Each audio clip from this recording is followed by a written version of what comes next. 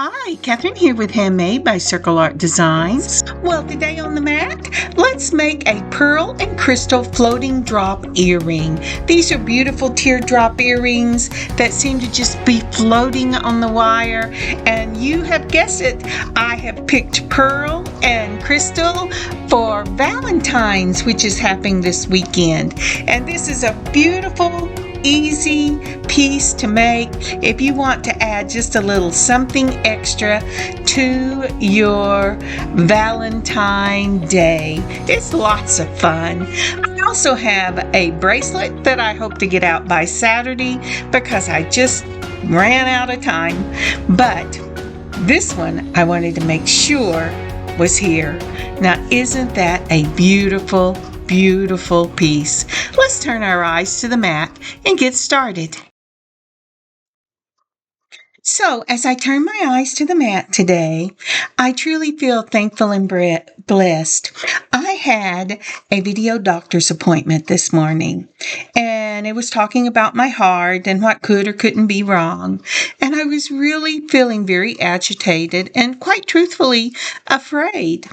And I had done everything I knew to do to keep centered in the Lord. And I just told the Lord, my dear Pa, that I needed help. I was having trouble staying centered in Him. And my youngest boy called this morning on his way to work to ask what was going on. And it seems his wife had had things like this on 3 different occasions.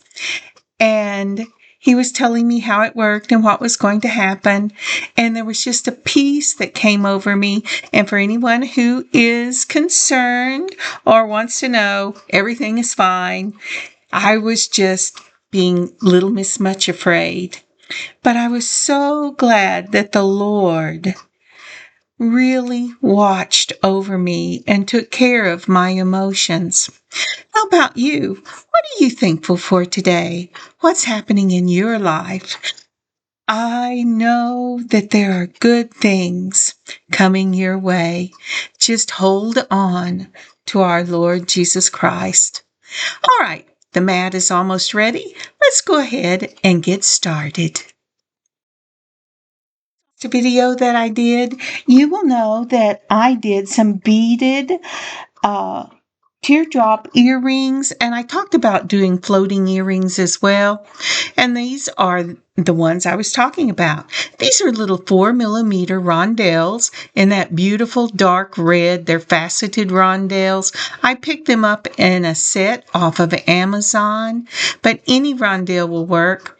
These are then the 5mm, no, they're 6mm, I'm sorry. The 6mm in the gold, silver, it's kind of a mixed color, rondelles and the rhinestone rondelles. And then the other ones that I showed are 5mm glass pearls. And then I have 2 of the clamshells that I'm going to be using for these earrings. And I'm also using in the fine this beautiful cinnamon red soft flex beading wire. Now, this cinnamon red soft flex beading wire is just gorgeous to show off these pearls. And I think I talked over it, but the center of these earrings, if you look to the right, we have those big 8mm freshwater pearls that we're going to be using on this floating piece. And we call it a floating piece because it looks like the beads are staying in place on the wire and kind of floating there if you don't know how it's done. All right, I've put on a number 1 crimp. Then I have added a 3mm gold spacer ball, that 4mm in the faceted red rondelle, then that 5mm glass pearl. It could be a 6, but I think it's a 5 because, as you know, I take my beads after I've used them and I put them in a little sack. And this is one of the little sacks I made up that I wanted to do for Valentine's when it came around. But all of the things that I have on the mat came either from Hobby Lobby, Michael's, or Amazon. All right, building back down, I've put on the faceted rondelle in the red, another spacer ball, and I've now put on that rhinestone rondelle. Now look at these beautiful freshwater pearls. Now you can use the pearls that go top to bottom, but I am using the side beading pearls. I like that because it kind of because it's irregular, it kind of gives it a more regular look to it. If you like the organic of the freshwater pearls, you don't even have to use these rhinestone rondelles. I love the organic look, but I also love that look of consistency in what I'm doing. Now, once I put on that 8mm freshwater pearl, I have put on another rhinestone rondelle, a 3mm spacer ball, then the 5mm in the glass pearl, and then a faceted rondelle in that red, another of the 3mm spacer balls, and a crimp. Okay, now isn't that pretty? Let me see if I can get you a picture of this. It's just lovely. All right, this is the picture of what is going to be the bottom of the teardrop in these floating drop earrings. So starting from the right-hand side at the bottom, I put on a crimp, and you can just barely see that. It's a number 1, and I'm using Beadalon. And then I have that 3mm spacer ball in the gold, and I got that from Amazon. Then I have the faceted rondelles in that deep red. Now, if you buy these off of Amazon, you really need to be careful and look if you're buying a set, because some of them are deep, deep red, almost that cinnamon red. And then some of them are a lighter shade of red, and both will work, but really pay attention to the description whenever you are ordering. I've got one of each. Can you tell I didn't pay attention the first time? All right. So then I have the glass pearl, another of the faceted red rondelles, and then I have a 3mm spacer ball. You can't see that from the shot, but I put the spacer balls in to help hold that rhinestone rondelle in place against that much smaller bead. So once I do that, I put on the rhinestone rondelle, and then my freshwater pearl, another rhinestone rondelle, another spacer ball, the red faceted, those crystal rondelles, then a glass pearl, the red crystal rondelle, a spacer ball, and then another one of the crimps. And with that, we're ready to move on. Before we move on, would you help to grow this channel and support us by liking and commenting on this video, subscribing to our channel if you haven't already, and sharing this video with family and friends? This is a quick and easy way you can support me and what I love to do and share with you. Thank you so much. Again, happy Valentine's. All right, now isn't that beautiful? Now these are the only beads that we're going to put on this drop part of this floating earring. I just love it. Now I'm going to go ahead and cut this off pretty quick here. I am leaving about 2.5 to 3 inches. The first thing I'm going to do is I'm going to take this time my chain nose pliers, and I'm going to mash across the wire itself. Now I go across it from one side, then I go across it from the other. That's so that the tip of the chain nose mash each end of that crimp flatten it out, and just really hold that wire in between it. Then you should do some pushing and some pulling on it and making sure that works. Next up, I'm doing the other side exactly the same way. I've pushed the beads together and I crimped across it with my chain nose pliers. Then I did one side and then the other, making sure that the crimp was flat and that wire was completely enclosed. Isn't that lovely? So next what I'm doing is I'm making sure that I am holding this so that the crimps are parallel with each other. Also, when you hold the wire, you want to make sure that your crimp goes on your beading wire. I'm going to put this down because I have to get out more of my crimps. And you say, but you have some. You know what? In the very bottom of this little bottle, the ones in the bottle have a tendency to be stuck together, and sometimes I can't break them apart so that I can use them. So I just put out some more. All right, I have got my beading wire together. I'm going to go ahead and put that crimp on, and this time instead of only putting it on one wire, you want to go ahead and you want to put both ends of that earring. If I can quit playing with it, what I have done is let it get twisted, and then I dropped it, and my little crimps are not parallel with each other. But just like that, you're going to go ahead, make sure that the crimps, everything is parallel across that bottom. Once you've done that and you've made the floating part, the teardrop part of this earring as large as you want it, you can pull the crimp down lower, you can raise the crimp up higher. It really doesn't matter because your beads are going to stay in the center because you've crimped them down. Once you do that, and I have one I have already made, and I am making sure that my crimp is in the same place so my loop is the same. And the best way I have figured out to do that is to lay it across the first one that you make. And that's what I'm doing here. Then I'm going to go ahead and finish this one up by crimping it just like that.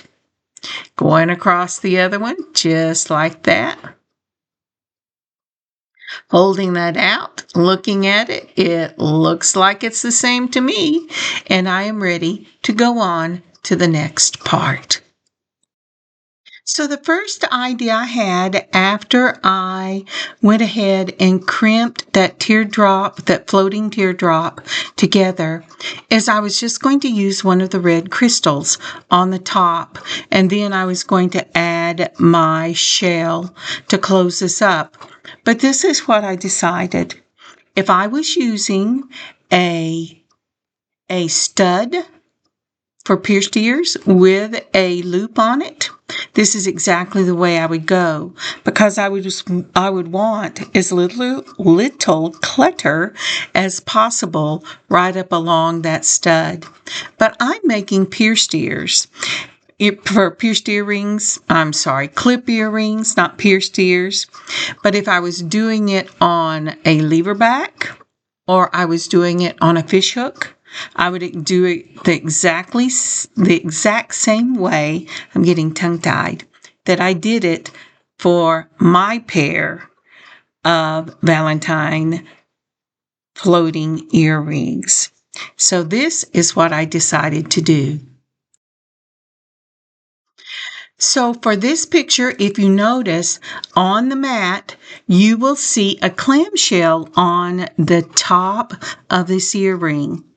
But what I did after I did the crimp that closed off that floating teardrop is I put one of the small glass pearls on, and then I did the red faceted, and then I put on the clamshell that I'm going to finish this up with. This will give the clip focal closer to your ear, a focal point that's interesting, and it will also do the same thing with lever backs or fish hooks. You can use the same closure with a excuse me, with a stud earring with a loop. But when you do studs with a loop, boy, they are right up against the ear. And so I'm always a little hesitant to put too much right there, sitting right up against the ear. All right, let's continue on. So once you decide what type of finish you want after you do the closure on that floating teardrop, you're going to go ahead and put your clamshell straight down. Now, if you've seen the other video, I mentioned that you want to be careful how wide you open that clamshell because it's very thin little wire. And if you open it flat out so that you can get your chain nose in there, I have found like 7 out of 10 times I will break the clamshell. In fact, it was either these earrings or the previous earrings when I went to glue the inside and I had to open it a second time. I had opened it too far and it busted on me. And because I already had a crimp on it, I had to cut it and restring it so it would be the same length as the other. Now I've made sure that my wires are parallel with each other and I am holding that clamshell right up against the bead right there. And this is a little tricky. If you have the really nice points on your chain nose pliers, it might not be as tricky for you. But you want to use chain nose because you want to flatten that out so that the crimp is wider than the hole you have put the wire through. Once you do that, you can cut it. I never cut mine right at the wire. At the crimp. I usually make it as long as it'll go and not show out the top. And then you can just take your fingers and close that crimp. Now, I will go back and put super glue in this when I get the other one done. And I'm almost for sure this one is the one that I was just too rough on and I had to redo it. I remember there was some reason why this sat on my table for 2 days. I was going, why am I still working on this project? I want to get the floating bracelet done. But I believe it is because I ended up having to go back and redo this. So again, you put on the little glass pearl and then the rondelle, and any beads that you want to use this with will work. It is a lovely, versatile earring to make, and the beauty of this is the weight. You're only going to have the weight of your main beads when you do this. And I don't know about you, but the people in my family that wear earrings are always telling me, watch the weight, watch the weight. Like the ones I made in the last video, I wear them because they're clips and it spreads the weight out better than just holding on to a little hole in your ear. But I have at least two. Oopsie, I messed that crimp up. I'm going to have to start again. I did not get it flat. And when I pulled it, it just pulled right out. So, but there are people in my family that I could not make that earring for because they have very sensitive pierced ears, and the weight pulling on the holes in their ears irritates it and sometimes even makes it bleed. So again, you can use a slightly bigger bead if you're using less of them and you're doing something like this floating earring. All right, so I'm putting this crimp back on again, and I think this is where I got in trouble because I opened and closed that clamshell too many times, and it weakened the metal itself. Now I'm going back in and I'm going to mash this down as close to that hole as I can get it because I really want this clamshell to sit right on the top of that faceted rondelle there. So that is what I'm doing. I'm trying to make sure I get it really flat, because this is what is going to be holding these beads onto this piece. Now, if I was using thread or cording, I would make a little knot. Now, if it was leather cording, I can't put that into these. The hole is too small. But I have some silver ones that I have used leather cording on, and they'll go through the backs of the holes. And for those, I just tie a knot down, put a dollop of super glue on it, and close it up. But here I've got my other chain nose out, and I'm really concentrating on getting that to hold. And then I'm going to go ahead and cut these off just like that, checking it out to make sure it's okay. And then I'm going to close it right up. And that should be all you have to do. But I will tell you, 9 times out of 10, I go back and put super glue in it, because the lady who showed me how to do these years ago, who has since gone to be with the Lord, said, super glue them, girl. You'll never be sorry. Super glue them. And so I do. All right.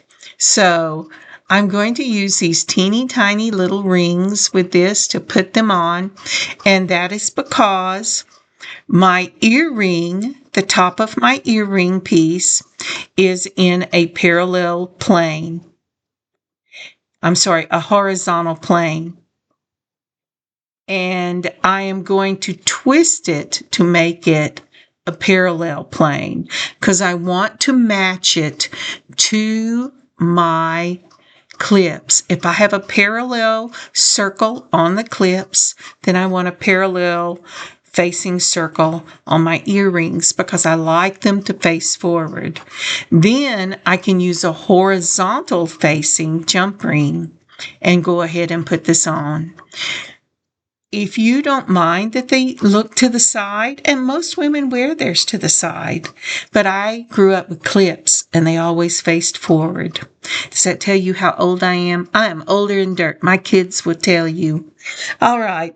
But anyway, so we're going to go ahead and open this up again, and we're going to put on the jump ring. And as I said, I'm using these little 3mm jump rings to put this on. Now you say, well, why aren't you putting it directly onto the clip itself? Well, this is the thing. When I use the clamshells, the opening in the clamshell is meant for jump rings or wire, but not for those big old clips. And so I can't do that. Now, aren't these beautiful?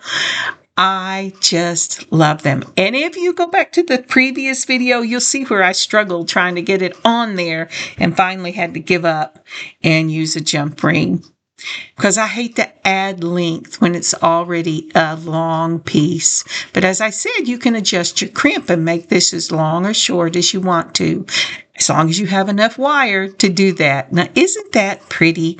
I just love this piece, and they are so pretty on. They have such movement and swing with a little bit of sparkle and the beauty of those freshwater and glass pearls. It is a perfect classic piece and beautiful for Valentine's or anytime. And here's some pictures. Aren't those pretty? Thank you so much for joining me today.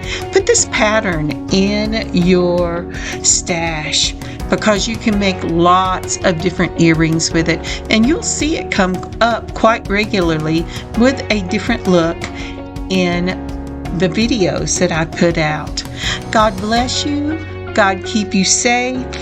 I hope to get the Valentine bracelet, that floating bracelet, up by Friday or Saturday, but it may be next week. And you have a wonderful Valentine's. Kathryn, Handmade by circleartdesigns. God bless y'all. Have a great weekend. Celebrate with your loved ones. And may the joy of the Lord be with you this week. God bless y'all. Happy beading.